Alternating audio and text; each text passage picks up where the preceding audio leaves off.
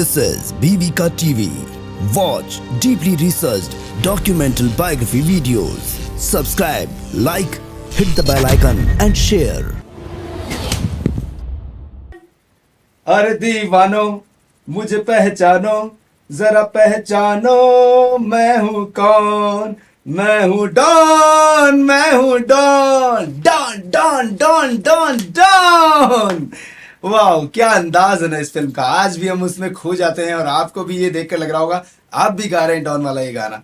और देखिए, डॉन के तो डायलॉग हो, चाहे ड्रेस स्टाइल हो, चाहे अमिताभ बच्चन के चलने का स्टाइल हो, सबने बहुत कॉपी किया। बहुत सारी बाद में फिल्में ही बनी, लेकिन आज बॉलीवुड टॉकीज में यही आ रहा है डॉन, जो 1978 में आया था, लेकिन आज भी सबके दिलों पर छाया हुआ है। और ये डॉन जब भी बदल बदल कर अपने रूप आता है, चाहे वो शाहरुख खान के रूप में आओ, चाहे पर रजनीकांत या कोई और एनटीआर जैसे कई कलाकार, पर डॉन तो डॉन है। तो आज इस डॉन की बात बताएंगे जो कि बहुत मुश्किलों से बनी और बनने ही नहीं वाली थी। रिजेक्टेड स्क्रिप्ट थी, सब कुछ ऐसा था कि कोई सोच भी नहीं सकता था कि ये फिल्म बनेगी। और लोगों ने तो ये तक कह दिया था बनेगी तो फ्लॉप होगी जी। और बहुत सारी बातें इस फिल्म से जुड़ी हुई जो कि आप जानेंगे तो आपको लगेगा वाह, हमने ये फिल्म तो देखी लेकिन इस फिल्म के बारे में कुछ नहीं जानते थे। तो ये जो वीडियो का एपिसोड है बीवीका टीवी बॉलीवुड टॉकीज और बीवीका टीवी बॉलीवुड बायोग्राफीज, दोनों जगह हम आपको दिखा रहे हैं। ये ऐसा एपिसोड है जो आपने कहीं पर नहीं देखा होगा। इतनी रिसर्च किसी फिल्म के बारे में शायद ही कोई करता होगा। तो चलिए आज लेकर चलते हैं आपको अमिताभ बच्चन की डॉन की कुछ ऐसी बातों को जानने के लिए जहां पर आप जानकर कहेंगे yes, Don Don Don Don Don only on बीवीका टीवी। लेकिन उससे पहले सब्सक्राइब कर लो यार, वरना डॉन नाराज हो जाएगा।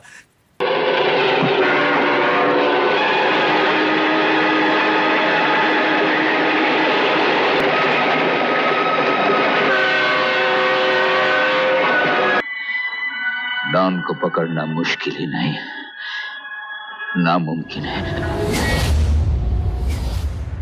साल 1978 में रिलीज हुई थी एक्शन थ्रिलर फिल्म डॉन।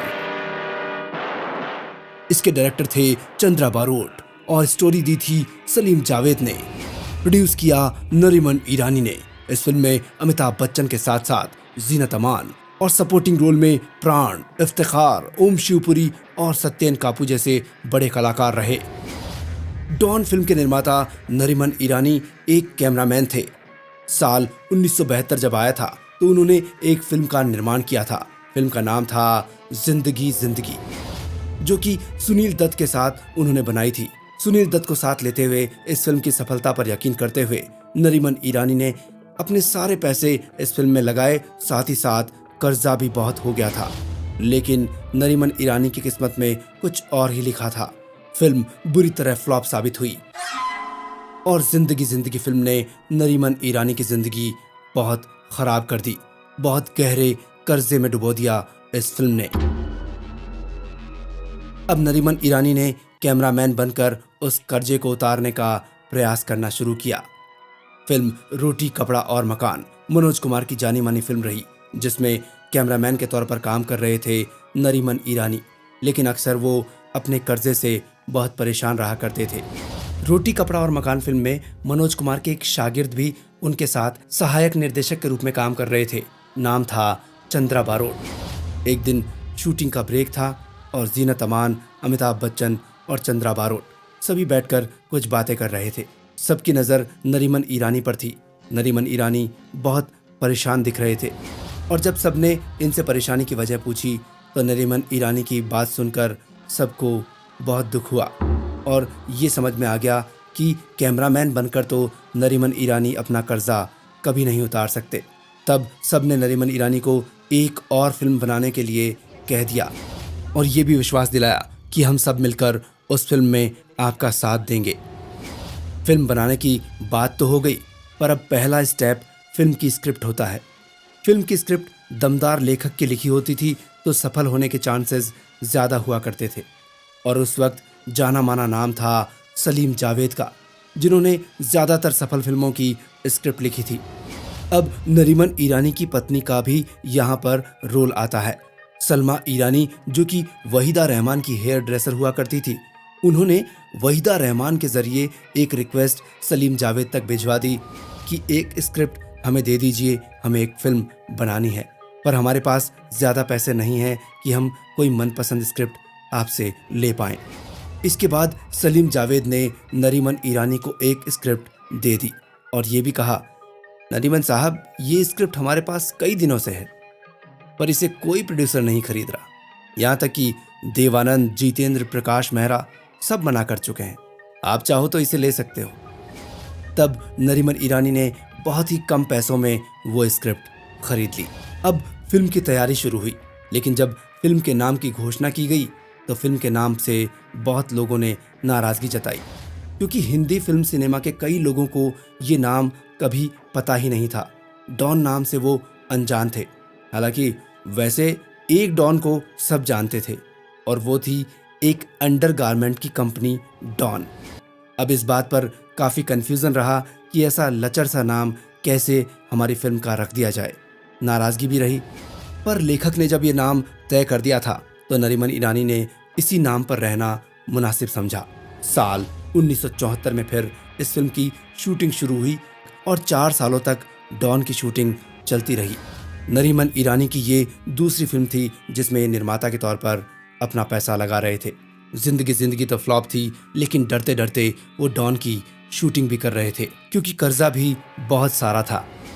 अब नरीमन ईरानी के पिछले करियर की बात करें तो साल 1968 में 16वें राष्ट्रीय फिल्म पुरस्कार में सरस्वती चंद्र, इसके लिए नरीमन ईरानी को film fair award for best cinematographer दिया गया था। फूल और पत्थर, रोटी कपड़ा और मकान और छैला बाबू, ऐसी कई फिल्में हैं जिनमें इनके कैमरे के माध्यम से हमने फिल्मों को सिल्वर स्क्रीन पर देखा। फिल्म डॉन के मुख्य किरदार अमिताभ बच्चन, जीनत अमान और प्राण, साथ ही फिल्म के निर्देशक चंद्रा बारोट ने ये निश्चित कर लिया था कि इस फिल्म में हम नरीमन ईरानी की मदद करेंगे और इसी कारण फिल्म में काम करने की कोई फीस नहीं ली थी। डॉन फिल्म की शूटिंग बहुत अच्छे से चल रही थी, पर किस्मत एक बार फिर से नरीमन ईरानी को बहुत ज़बरदस्त झटका देने वाली थी। नरीमन ईरानी उस वक्त राजकमल कला मंदिर स्टूडियो बॉम्बे में मनोज कुमार की फिल्म क्रांति के सिनेमाटोग्राफर के रूप में काम कर रहे थे। नवंबर सन 1977 की बात है। फिल्म का एक सीन शूट किया जाना था। शॉट की तैयारी चल रही थी। नरीमन ईरानी अपने कैमरे के साथ वहां मौजूद थे, लेकिन ऊपर वाले ने तो कुछ और ही सीन शूट करने की तैयारी की थी। एकदम से बादल फटने की जबरदस्त आवाज हुई और सिनेमा में काम ली जाने वाली शूटिंग लाइट सीधा आकर नरीमन ईरानी के सर पर गिर गई। नरीमन ईरानी को बहुत गहरी चोट आई और यूनिट के लोगों ने तुरंत उन्हें हॉस्पिटल पहुंचाया। चोट काफी गहरी थी। नरीमन ईरानी हॉस्पिटल में जिंदगी और मौत के बीच जूझते रहे और नतीजा ये रहा कि वो मौत से लड़ते लड़ते जिंदगी की जंग हार गए और 10 सितंबर सन 1977 को डॉन फिल्म के निर्माता नरीमन ईरानी इस दुनिया को अलविदा कह गए। डॉन लगभग पूरी होने ही वाली थी, पर बीच में नरीमन ईरानी का इस तरह जाना सबके लिए सदमा बन गया। लेकिन सभी मेंबर्स ने अब अपनी जिम्मेदारी निभाई और बिना कर्जा लिए अब इस फिल्म की बाकी शूटिंग पूरी करना शुरू किया। इस फिल्म में एक गीत था खई के पान बनारस वाला, जो कि सुपरहिट गाना साबित हुआ। इस गीत में अमिताभ बच्चन का स्टेप कुछ थोड़ा लड़खड़ा कर चलने वाला था। सबने बहुत पसंद किया, पर हकीकत तो ये थी कि अमिताभ बच्चन को फिल्म लावारिस की शूटिंग पर एक पैर में चोट लगी थी, जिसके कारण उन्हें काफ़ी तकलीफ होती थी और ये गाना शूट करना था और शूट करते समय वो ढंग से चल नहीं पा रहे थे। पर हम सभी ने देखा और सोचा शायद ये उनका अंदाज होगा। इस गाने की शूटिंग के दौरान अमिताभ बच्चन के होंठ लाल दिखाए जाने थे और इसके लिए उन्हें मेकअप से लाल किया गया था, पर निर्देशक को अच्छा नहीं लगा तो उन्होंने अमिताभ बच्चन को गाने की शूटिंग के लिए लगभग 40 पान खिलाए थे और पान खाने का नतीजा ये रहा कि अमिताभ बच्चन के होंठ छिल गए थे, तालू छिल गया था, क्योंकि उस वक्त शायद किसी को ये भी पता नहीं था कि होंठ लाल करने के लिए पान में चूना लगाने की ज़रूरत नहीं होती, पर यहाँ तो चूना लग चुका था। वहीं इस गाने की प्लेबैक सिंगिंग करते हुए किशोर दा ने जब इस गाने में ओरिजिनल इफेक्ट देने की बात सोची तो गाते समय उन्होंने भी बहुत से पान खाए थे। तबला शुरू। और स्टूडियो में फिर एक प्लास्टिक की शीट बिछाई गई थी और बाकायदा उन्होंने उस शीट पर पान की पीक को थूका था ताकि सब कुछ रियल लगे। और इस गाने के साथ एक दिलचस्प किस्सा ये भी है कि ये गाना इस फिल्म के लिए लिखा ही नहीं गया था और ना ही इस फिल्म में लिया जाने वाला था। ये गाना तो देवानंद की फिल्म बनारसी बाबू के लिए लिखा गया था और बनाया भी गया था। और ये गाना फिल्म डॉन में मनोज कुमार के कहने पर आया था, क्योंकि मनोज कुमार ने कहा था कि फिल्म बहुत कसी हुई है, ऐसे में दर्शकों का मूड थोड़ा हल्का करने के लिए एक गाना डाल दिया जाना चाहिए। तब जाकर खई के पान बनारस वाला गाना इस डॉन फिल्म में नजर आया। फिल्म को देखने वाले सभी दर्शक ही जानते हैं कि फिल्म में फरीदा जलाल कहीं भी नजर नहीं आई थी, पर यह बात भी गौरतलब है कि फरीदा जलाल ने इस फिल्म में काम किया था। इस फिल्म के लिए बॉम्बे एयरपोर्ट पर लगभग 5 मिनट का पूरा एक लंबा सीन शूट किया गया था, लेकिन पूरी फिल्म बनने के बाद जब एडिटिंग टेबल पर आई तो इसे पूरा ही एडिट कर दिया गया। वजह यह थी कि फरीदा जलाल के किरदार का इस फिल्म में ज़्यादा वजन नहीं था और उसका होना ना होना बराबर लग रहा था। इस फिल्म के गीत किशोर कुमार, लता मंगेशकर और आशा भोसले ने गाए थे। गीतकार इंदिवर थे और साथ ही अनजान ने भी इसमें गीत लिखे थे। कल्याण जी आनंद जी का संगीत था। और यहाँ ये खास बात रही कि म्यूजिक डायरेक्टर ने कैरेक्टर विजय के लिए अलग संगीत दिया, जो कि ग्रामीण संगीत था, और वहीं इसके ठीक उल्टा डॉन के लिए तो म्यूजिक बीट्स और ब्रास इंस्ट्रूमेंट्स का इस्तेमाल करके उस म्यूजिक को बनाया, जो कि दोनों ही किरदारों पर फिट बैठा। इस फिल्म के रिलीज होने से पहले ही अमिताभ बच्चन की एक और फिल्म आई थी जिसका नाम था त्रिशूल। ये एक सुपरहिट फिल्म थी जिसमें शशि कपूर और संजीव कुमार भी साथ थे। उस दौर में डिजिटल मीडिया तो था नहीं, अखबार और फिल्म पत्रिकाओं से ही फिल्मों के बारे में पता चला करता था। जितने बड़े निर्देशक होते थे उतनी ही उस फिल्म की चर्चा होती थी। 1978 की त्रिशूल फिल्म की खूब चर्चा रही क्योंकि यश चोपड़ा उसके निर्देशक थे। त्रिशूल फिल्म भी सलीम जावेद की ही लिखी थी और डॉन भी सलीम जावेद की थी, लेकिन त्रिशूल के तो निर्माता यश चोपड़ा थे और जितना बड़ा निर्देशक उतनी बड़ी उस फिल्म की बातें। और ये अक्सर बड़ी बड़ी बातें जब छपती तो साथ ही एक और निर्देशक की बात होती, सत्यजीत रे, उनकी फिल्म शतरंज के खिलाड़ी, और इसके बाद तीसरी फिल्म राज कपूर की सत्यम शिवम सुंदरम। ये तीनों ही फिल्में एक साथ रिलीज हुई थी और वो भी डॉन के वक्त पे, और तीनों के ही बड़े बड़े निर्देशक और निर्माता रहे। और इसी कारण हर फिल्म पत्र पत्रिकाओं में और हर जगह सिर्फ इन 3 फिल्मों की ही चर्चा होती थी। ऐसे में इन सब महान निर्देशकों के आगे चंद्रा बारोट को कोई पूछता भी नहीं था और ना ही उनकी फिल्म डॉन की कोई खास चर्चा होती थी। निर्माता नरीमन ईरानी का भी इंतकाल हो चुका था, तो बिना प्रमोशन के ही अब डॉन फिल्म को रिलीज करने का सबने फैसला ले लिया। और फिर 12 मई सन 1978 आया और डॉन फिल्म पूरे देश में 120 सिनेमाघरों में एक साथ रिलीज हुई। इस फिल्म के रिलीज होने से पहले अमिताभ बच्चन मल्टी स्टारर फिल्मों में काम किया करते थे और साल 1973 की जंजीर फिल्म ही ऐसी थी जिसने अमिताभ बच्चन को सोलो एक्टर के रूप में दिखाया था और एंग्री यंग मैन बने थे। पर उसके कई सालों बाद अब साल 1978 था और अब अगली सोलो फिल्म अमिताभ बच्चन की थी डॉन। सबके मन में फिल्म को लेकर बहुत टेंशन थी। एक तो रिजेक्टेड स्क्रिप्ट पर इस फिल्म का बनना, फिर निर्माता का ही इंतकाल हो जाना और साथ ही इस फिल्म का कोई प्रमोशन भी नहीं होना। इन्हीं बातों को सोचते हुए सबके मन में परेशानी थी कि ये फिल्म कहीं फ्लॉप ना हो जाए, और सबका डर अब सच भी साबित हुआ। फिल्म रिलीज हुई और पहले हफ्ते में बिल्कुल भी नहीं चली। सबने मान लिया कि ये फिल्म तो फ्लॉप हो गई है। पर अभी कहानी में ट्विस्ट बाकी था। फिल्म के फ्लॉप साबित होने का कारण ये बना था कि फिल्म का प्रमोशन ही नहीं हुआ था, तो लोगों तक इस फिल्म के बारे में ज़्यादा जानकारी नहीं थी। लेकिन पहले हफ्ते में जितने लोगों ने इस फिल्म को देखा तो उन्हें बहुत ज़्यादा पसंद आई, तो फिर इस फिल्म की अब माउथ पब्लिसिटी होना शुरू हुई और एक तरीके से फिल्म का प्रमोशन हुआ और ये फिल्म पहले हफ्ते कम चलने के बाद आगे आने वाले हफ्तों में इतनी जबरदस्त चली कि एक ब्लॉकबस्टर फिल्म साबित बनी डॉन। फिल्म की दीवानगी लोगों के सर पर ऐसी चढ़ी कि फिल्म के टिकट के लिए लोग मारामारी करते थे। आसानी से टिकट नहीं मिलते थे। भरी दोपहर में गर्मी के टाइम पर लोग कई कई घंटों की लाइन में खड़े होकर डॉन फिल्म की टिकट खरीदा करते थे। फिल्म के गाने, एक्शन, ड्रामा, डायलॉग सब लोगों के सर पर इस तरह चढ़कर बोले कि लोग आज भी डॉन को याद करते हैं।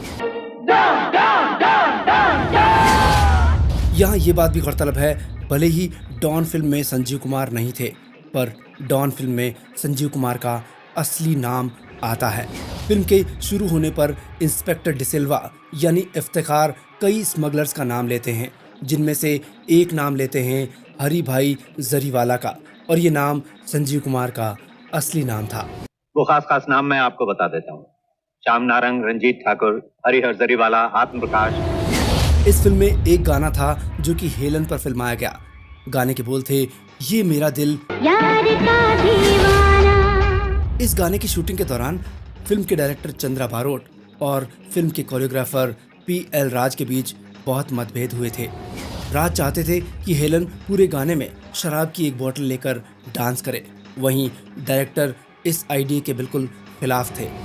चंद्रा बारोट ने इस मामले को सुलझाने के लिए इस गीत को दोनों ही तरीके से शूट किया, और रिजल्ट फिर ये निकला कि गाने में बिना बोतल के डांस करते नजर आई हेलन, और कुछ कुछ सीन ऐसे रहे जहां पर उनके हाथ में बोतल नजर आ रही थी।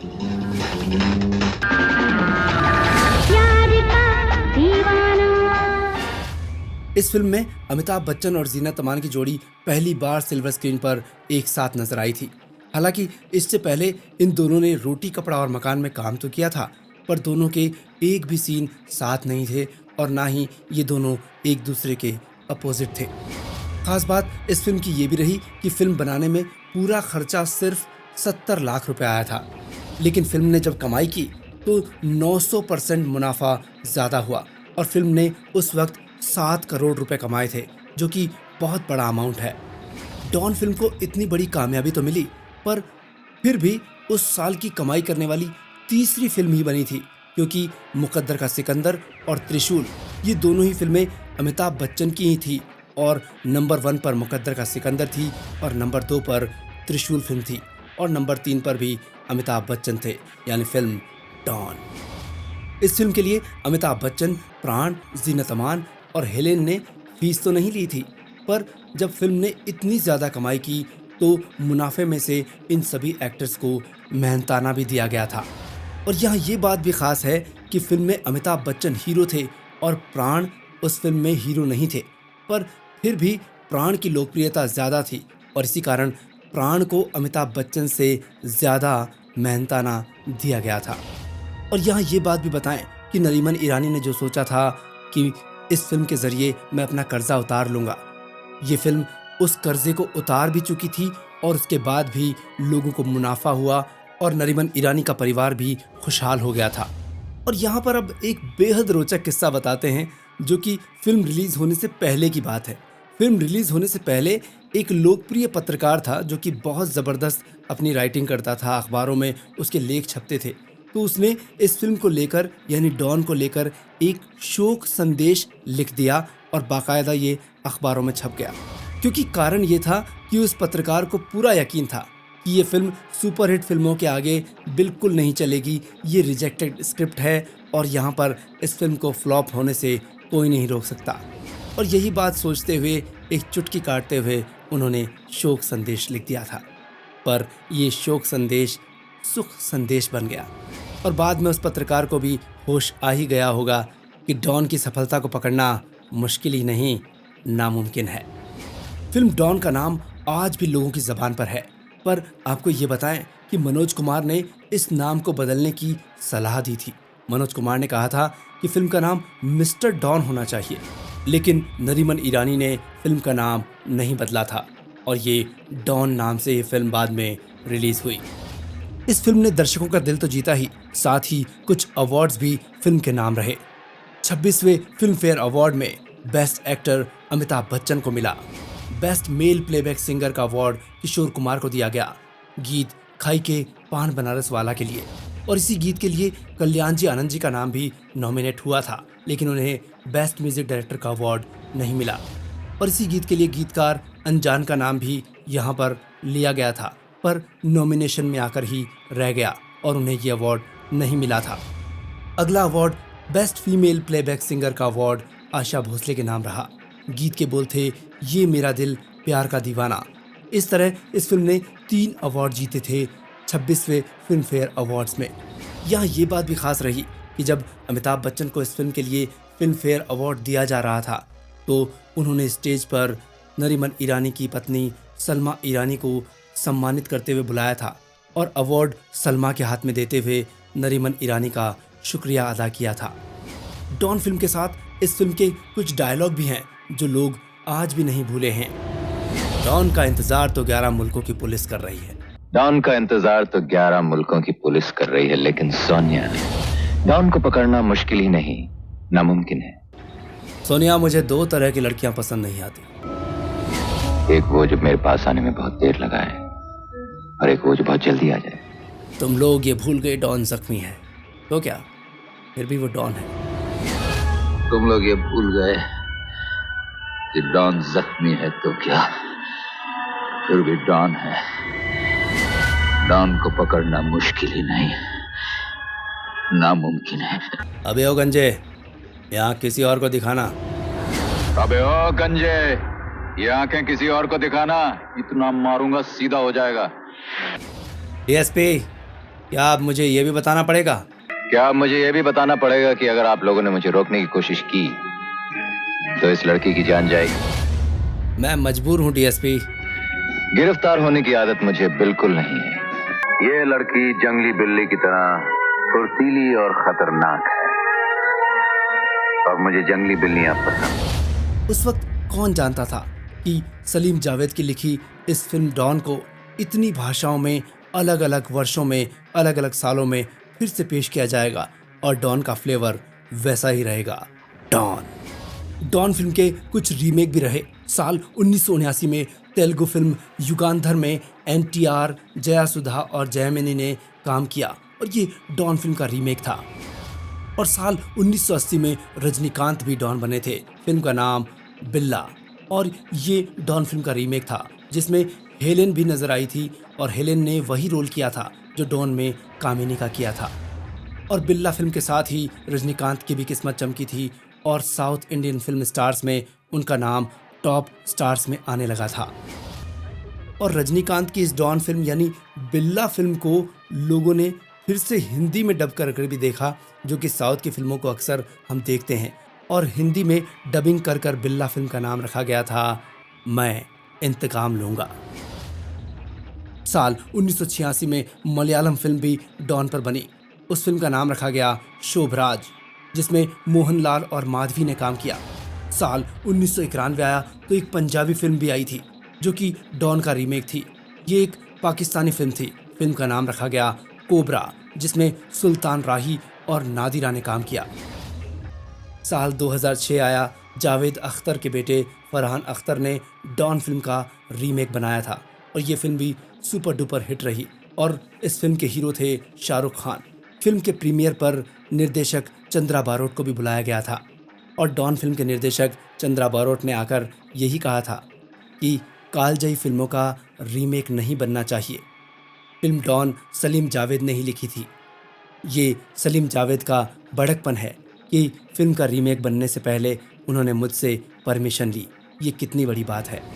लेकिन यहाँ ये बात गौरतलब है कि भले ही ये डॉन फिल्म सलीम जावेद ने लिखी हो, लेकिन नरीमन ईरानी ने इस रिजेक्टेड स्क्रिप्ट को ख़रीदा था और असल में मालिक फिर नरीमन ईरानी ही थे। शाहरुख खान और अमिताभ बच्चन की डॉन दोनों फिल्मों के बजट का अंतर ऐसे समझा जा सकता है कि शाहरुख खान की डॉन में जब एक सीन शूट हुआ था जिसमें हवाई जहाज से शाहरुख खान नीचे कूदते हैं, इस सीन को फिल्माने में 70 लाख रुपए लगे थे। और यहाँ ये बात गौरतलब है कि यहाँ तो एक ही शॉट में 70 लाख लग गए, वहीं 1978 में रिलीज़ हुई डॉन पूरी तरह 70 लाख में ही बन गई थी। और शाहरुख खान की डॉन फिल्म को बनाने में तकरीबन 38 करोड़ रुपए का खर्च आया था। साल 2009 में भी एक तेलुगु फिल्म आई थी जिसका नाम भी बिल्ला ही रखा गया था। इस फिल्म में प्रभास और अनुष्का शेट्टी ने काम किया था। डॉन फिल्म की इस रीमेक में जया सुधा ने भी काम किया था और जया सुधा वही हैं जिन्होंने एनटीआर के साथ साल 1979 में बनी युगांतर में काम किया था। और एक बार फिर से डॉन फिल्म का रीमेक 2012 में भी आया। बिल्ला 2 नाम से फिल्म रिलीज हुई जो कि तमिल फिल्म थी जिसमें अजीत ने काम किया था। इस फिल्म के सारे ही गाने सुपर डुपर हिट रहे थे। एक गाना था ये मेरा दिल प्यार का दीवाना। ये आशा भोसले के गाए इस गीत को अंग्रेजी गाने में भी यूज किया गया। द ब्लैक आइड पीस का एक हिट गीत है don't punk with my heart. ये सन 2005 में आया था और इस गीत को Grammy award for best rap performance by a duo और ग्रुप इस नाम से अवार्ड मिला था।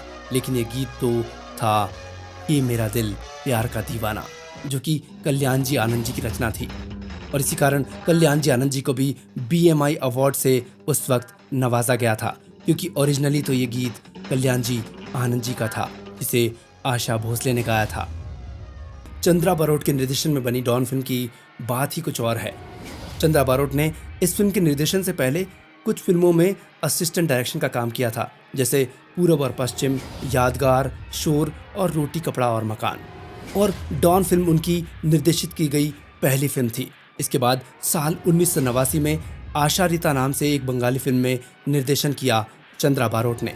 साल 1991 में प्यार भरा दिल ये फिल्म आई, साथ ही हांगकांग वाली स्क्रिप्ट और नील को पकड़ना इम्पॉसिबल।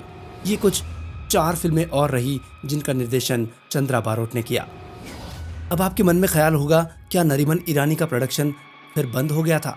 तो आपको यहाँ बताएं कि नरीमन ईरानी के बेटों ने यानी नादिर और नदीम ने अपने पिता की फिल्म कंपनी नरीमन फिल्म्स को 18 साल बाद वापस शुरू किया था और सुनील शेट्टी के साथ एक फिल्म बनाई थी।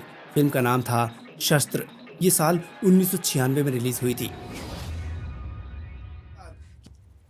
तो डॉन की इस एपिसोड में आपने बहुत कुछ जान लिया डॉन के बारे में, लेकिन कौन सी फिल्म के बारे में आप जानना चाहते हैं ये भी ज़रूर बताइए कमेंट बॉक्स में। और डॉन से जुड़ी हुई एक बात जो डायलॉग के ज़रिए हमने जोड़ ली वो कुछ ये कि डॉन की तरह हम भी यही कहते हैं कि बीवी का टीवी बायोग्राफीज और बीवी का टीवी बॉलीवुड टॉकीज़ की रिसर्च को पकड़ पाना मुश्किल ही नहीं नामुमकिन है और जो लोग कॉपी करने की कोशिश करते हैं वो धराशायी हो जाते हैं क्योंकि आपको हमारा प्रेजेंटेशन पसंद आता है, हमारी रिसर्च पसंद आती है। इसलिए बहुत बहुत धन्यवाद, बहुत बहुत थैंक यू। और अब अगली जो पेशकश है उसकी तैयारी है तो कमेंट बॉक्स में ज़रूर बताते रहिए और इस एपिसोड को डॉन को सब तक शेयर कीजिए और जो कुछ हमने अभी तक बनाया है वो भी आप ज़रूर देखिए, जैसे रोटी कपड़ा और मकान, पाकीज़ा और शोले जैसी फिल्मों की हमने जानकारियाँ आप तक पहुँचाई है। ज़रूर देखिए और आगे लास्ट में थंबनेल भी नज़र आ जाएगी और ऊपर यहाँ लिंक भी है, मतलब आपके पास सारे ऑप्शंस हैं। देखते रहिए बीवी का टीवी। और तरुण कहता है कि बॉलीवुड का रहने वाला हूँ, बॉलीवुड की बात सुनाता हूँ और डूबे रहिए बस बॉलीवुड के प्यार में।